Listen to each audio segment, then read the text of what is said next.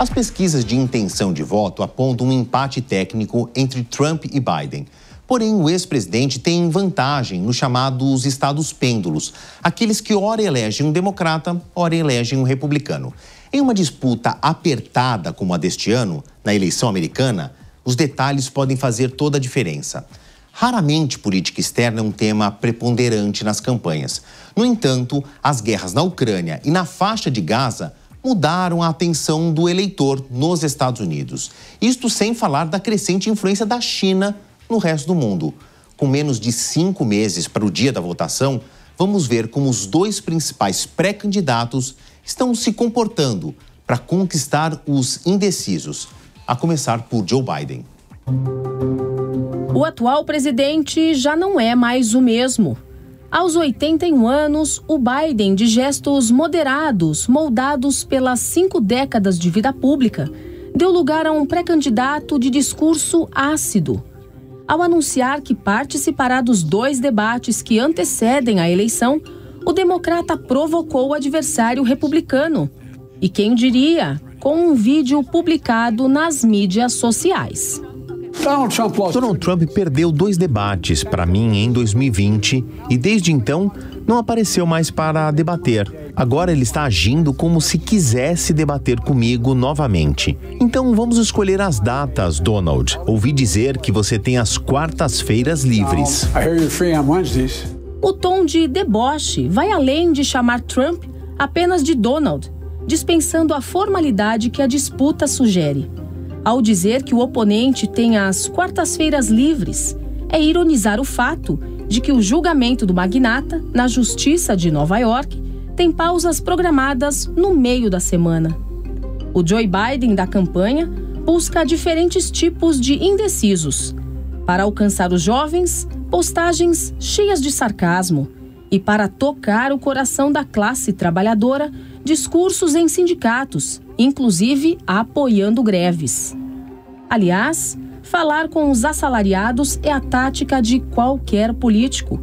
Independente do tamanho da economia, toda democracia plena é sustentada pelos eleitores, que na maioria pertencem às classes sociais mais baixas. No entanto, os comícios nos Estados Unidos, este ano, terão um componente raro: política externa. Partindo do princípio de que os partidos querem votos daqueles que estão pensando no bolso, a posição de Washington com relação a conflitos externos não muda a vida de quem faz malabarismo para equilibrar o orçamento familiar. Só que os americanos acompanham 2 guerras que mexem com os alicerces da América: o combate ao terrorismo e o avanço de um regime ditatorial. E, claro, o envolvimento da Casa Branca na luta de Israel contra o Hamas. E a defesa da Ucrânia à invasão russa tem muito a ver com a relação de Washington com um antigo aliado e a postura frente a um rival histórico. Biden aposta que a opinião pública vai reagir ao apoio dele a valores que aparecem na Constituição americana. Tanto que o secretário de Estado, Antony Blinken, tem viajado constantemente a Israel e à Ucrânia.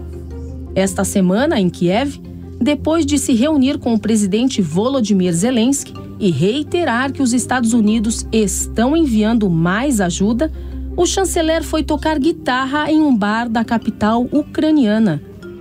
A música do show não foi escolhida por acaso. Rockin' in the Free World. A composição de Neil Young combinou com o contexto da época, a queda do Muro de Berlim. Resumidamente, o chefe da diplomacia dos Estados Unidos foi à maior cidade de um país invadido pela Rússia cantar um refrão sobre o mundo livre.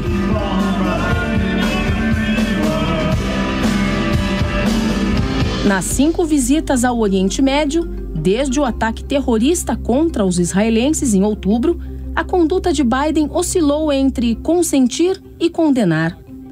Os Estados Unidos reforçaram o armamento de Israel e mandou para a costa 2 porta-aviões. Depois que as críticas começaram a pesar contra o premier Benjamin Netanyahu, por conta da enorme quantidade de vítimas civis no lado palestino, Biden passou a não concordar com a mais recente incursão em Rafah. Por outro lado, o presidente jamais endossou as acusações de genocídio supostamente executadas por Netanyahu.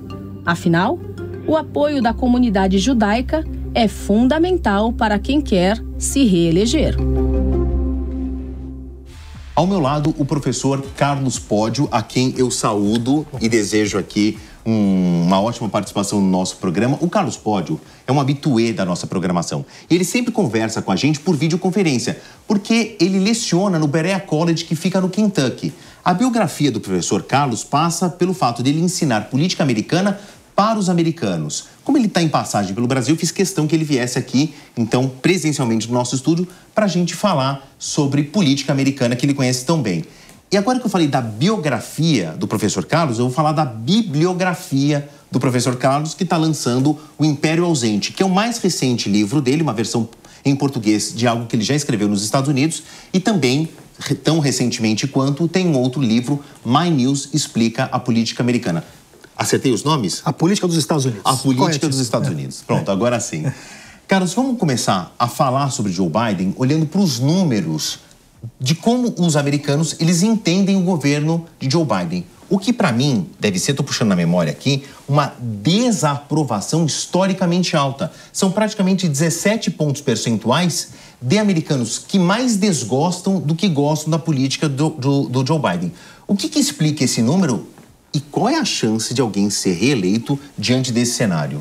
São números, como você disse, historicamente muito ruins, né? E se a gente vê, eles permanecem ruins há mais de um ano, né? Aqui é maio do ano passado e você vê que é praticamente uma linha reta se mantendo estável acima dos 52%, 53% de desaprovação, que é uma desaprovação ainda maior daquela que o Donald Trump tinha a essa mesma altura do mandato dele. Isso é muito complicado para um presidente se reeleger com esses índices de desaprovação, né? E o que é pior, parece que de fato é algo que está se sustentando muito fortemente e não tem muita expectativa do Biden conseguir algo no curto prazo que mude dramaticamente esses números de aprovação. Quando a gente ouve os republicanos, na pessoa do Donald Trump, ele fala muito da idade, da falta de estamina do Joe Biden, os esquecimentos que ele faz ali diante de um discurso.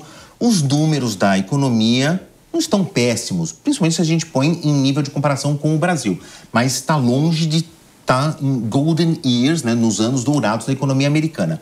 O que ajuda a explicar essa desaprovação? Tem a questão da idade, tem a questão da economia. Tem mais um terceiro ou quarto elemento, Carlos? Isso é uma questão interessante que eu até outro dia participei de um debate para compreender isso, porque se você olha os números frios, há bons números para o Biden, né? A inflação está sob controle, a bolsa acabou de bater um recorde, perfeito, você tem desemprego baixo. Então, para quem olha simplesmente isso fria e calculamente, né, o frio e calculista, parece que está muito bom. Mas para o americano médio, do dia a dia, existe uma coisa que é muito importante, que é o impacto da inflação que houve nos Estados Unidos nos últimos 3 anos. É bem verdade que agora está sob controle, mas para o sujeito que compra uma dúzia de ovos e hoje a dúzia de ovos é mais cara do que era 4 anos atrás, ele não vai olhar os dados macroeconômicos e dizer, não, mas a inflação está sob controle, etc. Não, ele vai dizer, estou pagando mais caro pelo ovo do que pagava 4 anos atrás. O americano não está acostumado com a inflação. Perfeito. E a inflação que aconteceu durante o governo Biden, podemos discutir, aí os economistas talvez sabem discutir melhor que eu se a culpa é do Biden ou não. Tem pandemia, tem guerra, tem uma série de questões acontecendo, mas foi a inflação mais alta dos últimos 40 anos da história dos Estados Unidos. Perfeito. Então, no momento que não se estava acostumado com isso, né? Juros altos, inflação alta, isto gera para o americano médio uma sensação de mal-estar econômico, ainda que os números frios mostrem uma outra circunstância.